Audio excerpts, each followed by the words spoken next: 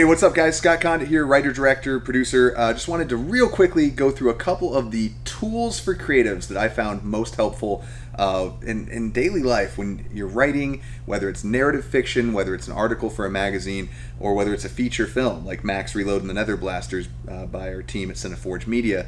There have been a few instrumental tools that have reshaped the way I've thought about my writing process, how I go about writing, how I stay organized, and just simple tools that make writing more enjoyable. So for all of you writers out there, you'll know a lot of these things already. For those who are just starting to pursue writing, whatever that format may be, these are some really cool tools and really cool items that you can pick up and absorb quickly and play around with. See if they work for you and your style of writing. The one book that has definitely shaped the way I've thought about narrative structure in general has been Save the Cat. This book is amazing because it kind of pulls away the veneer of film, if you will, and it reveals the scaffolding underneath. It has a really neat, structured approach to how films of every genre are broken down, not only in typical 3-act structure, but what the devices and the plot points and the beats are that inform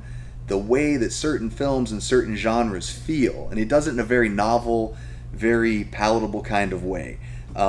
Without giving up too much about it, I highly recommend this book for anybody who's pursuing a path in screenwriting specifically. Amazing book.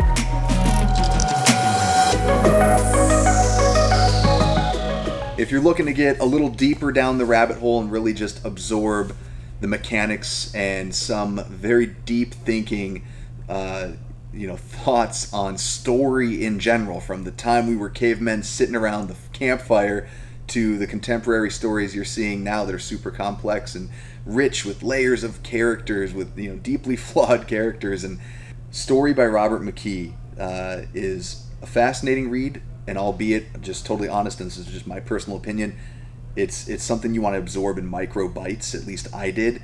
It can be overwhelming at times. It reads more like a laboratory clinical manual at times than something like Save the Cat does, for example. It's extremely compelling. It's a lot of fun, and if you're familiar with the film adaptation with Nicolas Cage, phenomenal film, a movie about story and getting to the essence of what it is to be a storyteller. It's kind of a super hyper meta film about filmmaking and about story. So if you haven't seen it, go watch it. Anyways, long story shorter, definitely worth the read. It's a thickie, so take it in bite-sized chunks, but super valuable, super helpful. Of course, Joseph Campbell, Hero's Journey. I mean, dig into it. I'm sure you've heard people talk about it. Truth be told, I've only scraped the surface on all of Campbell's writings, but they're fascinating. Again, much like McKee, it digs into the origin of story, what makes a good story, what makes a good narrative. It is one of those, if you're a writer, you got to read some Campbell, if for no other reason than to pull a Good Will Hunting and sound like you know what the hell you're talking about while you're sitting around drinking coffee with other writers. Great book. Check this one out for sure. This one's The Hero with 1,000 Faces. All these are available on Amazon, and it's a great read. It's a great read. This one was just a fun one. A buddy of mine, he had this laying on his desk, and it's called 101 Things I Learned in Film School. And more than anything, I've got all these sticky notes in it, which we'll talk about in a minute. But this book literally is it's a book of memes about what it is to be a filmmaker. A lot of them are pertinent to writing, procrastination. It's just got all these little chunks of wisdom that are so rock simple, but are so humorous and funny when you read them, especially if you've gone through any creative process. You're like, yeah, that's super simple, but very true. It's a fun one, so check this one out. It's a great coffee table book for any writers in your family for holiday time too. Another one that's great for anyone who's a writer, and it's so paper thin that how can you not read this? Just take the time to read it if you're serious about your craft. Strunk and White, The Elements of Style. 4th edition. They've gone through four editions of this. Of course they have. I'm sure someone caught a typo somewhere and freaked out and they had to write a letter about it.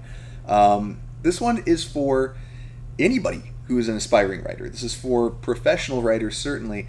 But what I found it compelling as is almost like a bathroom reader, if that makes sense. When you read this, it gets you thinking about the way in which not only mechanics affect the flow of sentence structure and narrative structure ultimately, but it kind of gives you some new ideas about how you might pursue writing or describing in anything in your writing. It's fun. It's a fun read. It doesn't sound like it would be. It seems like something your freshman year English honors teacher would assign you to read or have in your backpack and take out and highlight. But no, man, if you use this as just a fun style guide, it can really influence your writing and give you some fun ideas too. So check this out, and plus your freshman English teacher will appreciate your good grammar and punctuation. One of the things I love whenever I can come upon them or find them in a bookstore is something like this. This is the Beowulf Script Edition by Neil Gaiman and Roger Avery. This guy's super cool because it's got the full script from the film, the animated CGI animated film that they did, but at points in it, it also gave up a good amount of visuals and killer storyboards and other little insights from the writers. Whenever you can get a hard copy of something that's legitimate and not, someone's interpretation of what the script should be, it's fascinating to see how other writers write. And it will inform and influence, and that's perfectly okay. That's better than okay. It's what we all do as craftsmen. We look at other people's work to figure out how they did it, right? Find as much of that as you can. If you want to be a writer, read a lot. Other resources in that same vein are websites online that do have a ton, libraries full of scripts. Of course, you're running the risk of getting something that may not be genuine. So, you try and find ones that have those stamps of authenticity as much as you can. And even if they don't, looking at other scripts in general is a good practice to get into. What else? Other tools of the trade. These guys, simple, cheap, have them on you at all times with a pen, man. Note cards. These guys are instrumental for writing screenplay, at least we found them to be. When Jeremy and I were outlining the script for Max Reload and the Nether Blasters, we went through a couple decks of these guys at least, putting them up on a cork board. There is an awesome mechanism and regiment that's outlined in detail in Save the Cat that was hugely helpful for how you can use note cards to basically lay out just the bones, just the meat and potatoes, if you will, of every beat in your script. And you can also put further notations on them.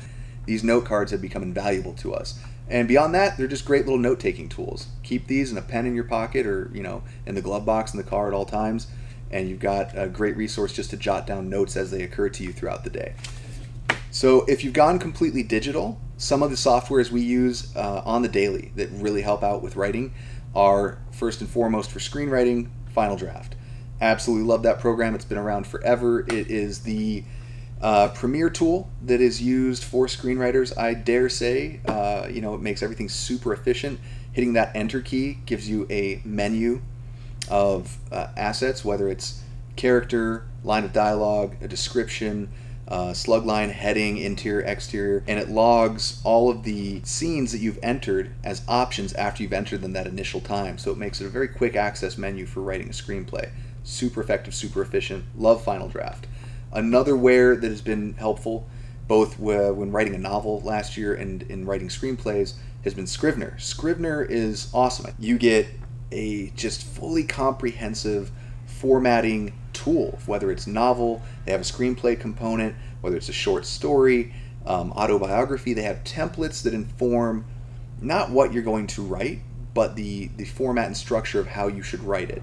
And it also has an e-publish feature, so if you're going to Kindle or you're going to an ebook format, it makes that absolutely easy and efficient, and it's all right at your fingertips. So Scrivener, check that one out too. Tools for creatives. If you're going to spend a ton of time at your desk, in front of a keyboard, in front of a screen, we love ASIO keyboards. All right, these guys make some of the most stylish and cool-looking keyboards, but their responsiveness. Some of the ones like this retro one, the way they sound when you write, if you want to pretend to be Hunter Thompson or something, check this out. Cha-ching! It just needs that grrrring sound with the little ribbon, like an old typewriter. They're amazing. If you don't like that, they got ones that are soft and silent. They are phenomenal, comfortable, ergonomic. Love them. They're not paying us to say this. We just really dig their stuff. Another critical piece of gear, if you're going to be a professional writer or if it's just a hobby, is to have a helicopter flying in over the studio constantly. Another key piece of gear, if you're going to be doing any long-term writing or sitting in front of a computer in general, is have a killer monitor. We know from gaming and doing Max Reload and Nether Blasters, a gaming-themed film, what the best monitors are out there to reduce eye fatigue, eye strain, that have the best refresh rates, that don't have that subliminal flicker that maybe the human eye can't even detect, but it is causing that strain on your eyes. We love, love, love the new ViewSonic monitors. And they're not paying us to say this. You can sit in front of them all day long, and it's like looking out a picture window, man. They're just beautiful. Hope some of this has been helpful for you guys out there who are writing. And the biggest key is just keep on writing. Even if you sit down, give yourself a dedicated hour a day to do nothing but write. Try to turn off the phone if you can. Don't surf Facebook. Don't get on Twitter, and just write, man. Just pour it out. If you end up with one usable sentence at the end of that hour, you'll feel far more productive that day than you would if you hadn't sat down at all. So happy writing. Hope some of this has helped. Check out more tips and tricks on the CineForge channel. Turn off your phone, see? And like, sub, and share. Thanks, guys.